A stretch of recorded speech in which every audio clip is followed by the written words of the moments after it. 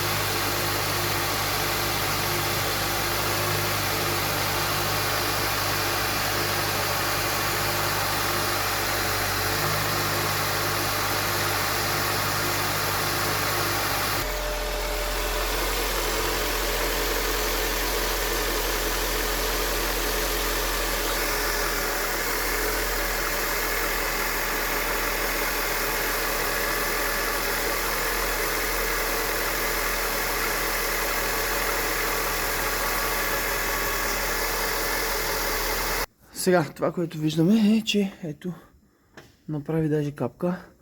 При въртене, тук тази капсуловка нещо е изтървала. Същото се отнася и за долния край.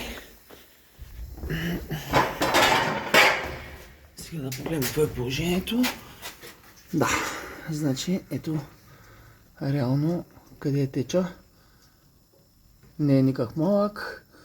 Така че цялата тази тръба трябва да се смени. Горе се развива и тази тръба минава ето тук. Между това е тампона и рейката. Преминава навътре и отива. Съм приближил, не знам. Така, минава тук зад двигателя, минава по рейката отгоре и отива ето горната тръба е, не знам как да ви я посоча, но да, горната тръба е реално тази, която идва директно от помпата горе към рейката. Трябва да я развием тук и да видим дали ще може да излезе без да разглавяме нищо друго. Така, забавлението няма край. Значи, налага се все пак да откачим тампона, за да можем да извадим тръбата. Значи, първо махаме тази планка, за да не ни пречи, два болта я държат. След това, ето тампона, тук отзад има един болт, който държи тампона към този захват. Когато го откачим отдолу, след малко ще покажа, има 4 болта, които се развиват, държат долната част на тампона. Така.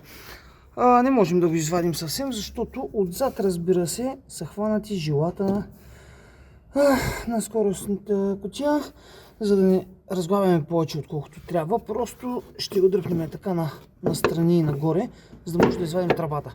Така. Тук извадихме, тук беше закачено и това реленци. Извадихме го, за да може да бръкнем и да стигнем реално до тръбата, която искаме да развием. Тя е, само да я фокусираме. Сега малко е трудно да я покажа от тук.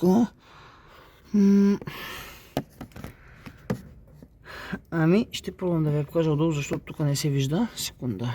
Така, погледнато отдолу, ето го тампона, който сме развили с 4 болта тук и тук. Различна дебелина са между другото. Дръпваме го настрани да не ни пречи. И Маркуча, тръбата, която трябва да развием, е ето тази.